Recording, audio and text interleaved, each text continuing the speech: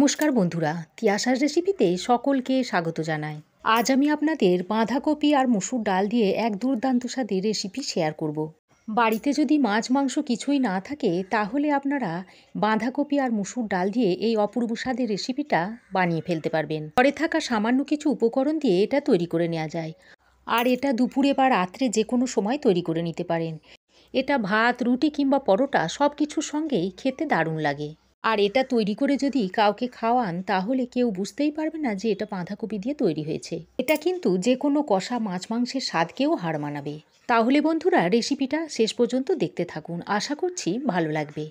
এখানে আমি একটা বাঁধাকপির অর্ধেক অংশ নিয়ে এইভাবে সরু সরু করে কুচি করে নিয়েছি। তবে বাঁধাকপিটা এরকম একটু সরু সরু করে কুচিয়ে নিতে হবে, মোটা করে কাটলে কিন্তু হবে না। এখানে এক বাটি মুসুর ডাল নিয়েছি। এবার এই মুসুর ডালটাকে একটা বড় বাটির মধ্যে ঢেলে নিচ্ছি। তারপর এর মধ্যে বেশ খানিকটা জল দিয়ে দিচ্ছি। এবার এই জলটা দিয়ে মুসুর ডালটাকে 1 ঘন্টা আমি ভিজিয়ে রেখে দিচ্ছি।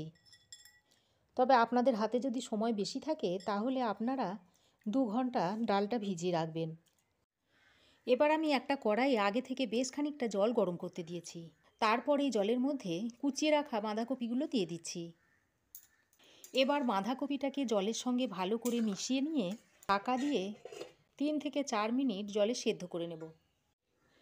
দেখুন 3-4 মিনিট ঢাকা দিয়ে বাঁধাকপিটাকে সেদ্ধ করে নিয়েছি। আর এই বাঁধাকপিটাকে খুব বেশি সেদ্ধ করলে হবে না, এরকম একটু শক্ত থাকতে থাকতে বাঁধাকপিটাকে নামিয়ে নিতে হবে। এবার আমি এই বাঁধাকপিটাকে একটা স্ট্রেনারের সাহায্যে ছেঁকে ভালোভাবে জলটা ঝরিয়ে নিয়ে এই রকম একটা ছিদ্রওয়ালা পাত্রের মধ্যে রেখে দিচ্ছি।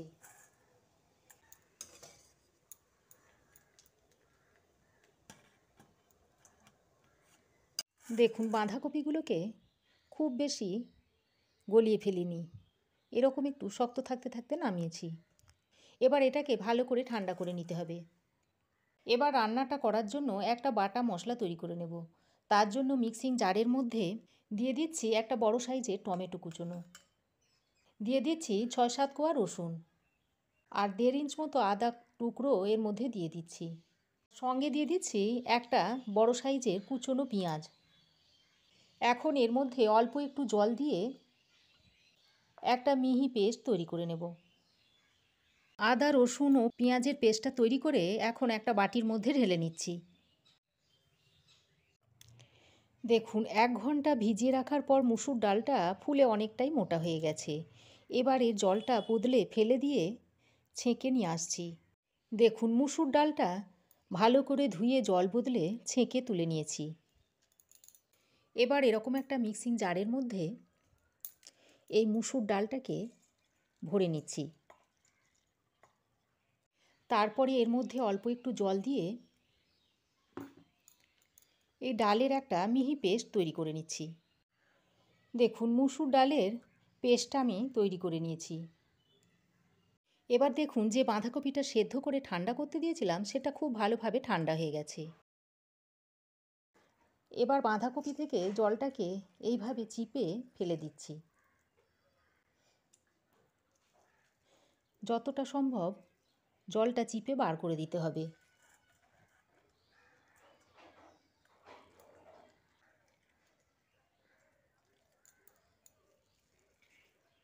দেখুন সমস্ত বাঁধাকপি থেকে জলটা চিপে ফেলে দিয়েছি। এবার বেটে নেওয়া মুসুর ডালের পেস্টটা এর মধ্যে দিয়ে দিচ্ছি। দেখুন সমস্ত ডালের পেস্টটা দিয়ে দিয়েছি। এবার এর মধ্যে দিয়ে দিচ্ছি একটা বড় সাইজের কুচনো পেঁয়াজ। পেঁয়াজটাকে একটু মিহি করে কুচিয়ে নেবেন। তারপর কিছু কাঁচা লঙ্কা কুচি দিয়ে দিচ্ছি। দিয়ে দিচ্ছি কিছু ধনেপাতা কুচি। এবার দিচ্ছি স্বাদ মতো নুন। এখন কিছু গুঁড়ো মশলা অ্যাড করে দিচ্ছি। দিয়ে দিচ্ছি 1/2 চামচ হলুদ গুঁড়ো, 1/2 চামচ দিচ্ছি জিরে গুঁড়ো, 1/2 চামচ দিচ্ছি ধনে গুঁড়ো, লঙ্কার গুঁড়ো দিয়ে দিচ্ছি 1/2 চামচ। তবে আপনারা আপনাদের প্রয়োজন মতো ঝালটা দিয়ে নেবেন। এবার সমস্ত গুঁড়ো মশলা দেওয়া হয়ে গেলে সব কিছু একসঙ্গে ভালোভাবে মিশিয়ে নিচ্ছি। দেখুন ভালোভাবে চেপে চেপে এটা মিশিয়ে নিয়েছি। এবার বাইন্ডিংয়ের জন্য দিয়ে দিচ্ছি 1 টেবিল চামচ বেসন। প্রথমে 1 টেবিল চামচ বেসনটা দিয়ে আমি ভালোভাবে মেখে নিচ্ছি। যদি লাগে তো পরে আবারও দিয়ে নেব। এবার পকোড়াগুলো যাতে খেতে আরও ভালো লাগে সেই জন্য অল্প একটু চিনি দিয়ে দিচ্ছি। আর দিয়ে দিচ্ছি একটু গরম মশলার গুঁড়ো। এবার চিনি ও গরম মশলার গুঁড়োটা দিয়ে আবারও ভালো করে কপির সঙ্গে মিশিয়ে নিচ্ছি। দেখুন সব কিছু মেশানোর পর ঠিক এরকম হতে হবে, যেন ভালোভাবে পকোড়ার শেপ দেওয়া যায়। মিশ্রণটা আমি রেডি করে নিয়েছি। এবার পকোড়াগুলো ভাজার জন্য কড়াই গরম করে দিয়ে দিচ্ছি বেশ খানিকটা তেল। দেখুন তেল ভালো করে গরম করে তেলটাকে পুরো কড়াইয়ের মধ্যে ভালোভাবে স্প্রেড করে নিচ্ছি। তারপর এই বাঁধাকপির মিশ্রণ থেকে অল্প অল্প নিয়ে একটু এরকম পাতলা পাতলা শেপে পকোড়াগুলো ছেড়ে দিচ্ছি।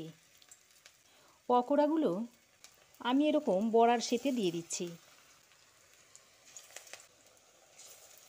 এবার গ্যাসের ফ্লেমটাকে মিডিয়ামে করে পকোড়াগুলোকে উল্টে পাল্টে মুচমুচে করে ভেজে নেব।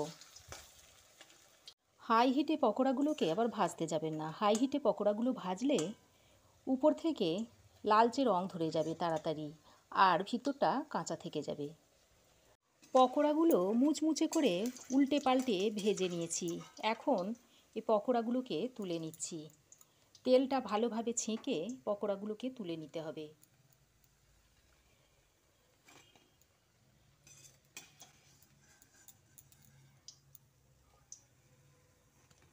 এবার বাকি পকোড়াগুলোকেও ওই একইভাবে ভেজে তুলে নেব।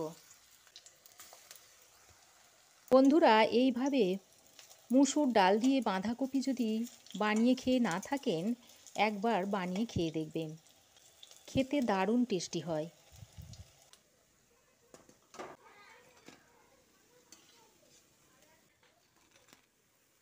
দেখুন সমস্ত পকোড়া ভেজে আমি তুলে নিয়েছি। এবার পকোড়াগুলোকে আমি রান্না করে নেব। তার জন্য ওই তেলের মধ্যে দিয়ে দিচ্ছি হাফ চামচ মতো গোটা জিরে, সঙ্গে দিয়ে দিচ্ছি একটা ফাটিয়ে নেওয়া শুকনো লঙ্কা আর একটা তেজপাতাকে 2 টুকরো করে দিয়ে দিচ্ছি। তারপর ফোড়নটাকে কয়েক সেকেন্ড ভেজে নিয়ে আদা, রসুন, টমেটো, পেঁয়াজের যে পেস্টটা তৈরি করে রেখেছিলাম সেটা এর মধ্যে দিয়ে দিচ্ছি। এবার বাটা মশলাটা দিয়ে ফোড়নের সঙ্গে বেশ কিছুক্ষণ সময় ধরে ভেজে নিতে হবে। যতক্ষণ না এর থেকে তেল ছেড়ে না আসছে ততক্ষণ বাটা মশলাটা দিয়ে ভেজে নিতে হবে। প্রায় 3-4 মিনিট সময় ধরে বাটা মশলাটা ফোড়নের সঙ্গে ভালো করে ভেজে নিয়েছি, আর মশলা থেকে দেখুন তেলও ছাড়তে শুরু করেছে। এবার এ পর্যায়ে কিছু গুঁড়ো মশলা অ্যাড করে দিচ্ছি। দিয়ে দিচ্ছি হাফ চামচ হলুদ গুঁড়ো, হাফ চামচ দিয়ে দিচ্ছি ধনে গুঁড়ো, হাফ চামচ মতো দিয়ে দিচ্ছি জিরে গুঁড়ো, আর রঙের জন্য দিয়ে দিচ্ছি কাশ্মীরি লঙ্কার গুঁড়ো হাফ চামচ। এবার অল্প একটু জল দিয়ে গুঁড়ো মশলাটাকে ভালো করে কষিয়ে নিচ্ছি। যাতে গুঁড়ো মশলাটা না পুড়ে যায় সেই জন্য জলটা দিয়ে এইভাবে কষিয়ে নিচ্ছি। মশলাটা আরও 2-3 মিনিট ভালোভাবে কষিয়ে নেওয়ার পর এবার এখানে স্বাদ মতো নুন দিয়ে দিচ্ছি। আর স্বাদের ব্যালেন্সটা যাতে ঠিকঠাক আসে সেই জন্য এখানে দিয়ে দিচ্ছি অল্প পরিমাণে চিনি। নুন ও চিনিটা দিয়ে মশলার সঙ্গে আরও একবার ভালো করে মিশিয়ে নিচ্ছি। এবার এর মধ্যে পরিমাণ মতো জল দিয়ে দিচ্ছি। তবে আপনারা গ্রেভিটা যেরকম রাখতে চান সেই অনুযায়ী জলটা দিয়ে দেবেন। এবার জলটা দিয়ে মশলার সঙ্গে বেশ ভালোভাবে মিশিয়ে নিচ্ছি।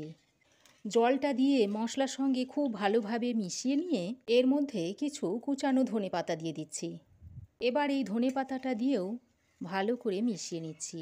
খুব ভালোভাবে মিশিয়ে নেওয়া হয়ে গেলে এবার এটা ফুটে আসা পর্যন্ত অপেক্ষা করতে হবে। প্রায় 3-4 মিনিট ধরে গ্রেভিটাকে খুব ভালোভাবে ফুটিয়ে নিতে হবে, তা না হলে খেতে ভালো হবে না। প্রায় 3-4 মিনিট সময় ধরে গ্রেভিটা আমি ভালোভাবে ফুটিয়ে নিয়েছি। আর এই পর্যায়ে আপনারা একটু নুনটা চেক করে নেবেন। গ্রেভিটা ফুটে উঠে অনেকটাই গাঢ় হয়ে এসেছে। এবার এই পর্যায়ে আমি বাঁধাকপির পকোড়াগুলো এর মধ্যে দিয়ে দিচ্ছি। তবে সব পকোড়াগুলো আমি এর মধ্যে দেব না। কিছু পকোড়া আমি রেখে দেব চায়ের সঙ্গে খাবার জন্য।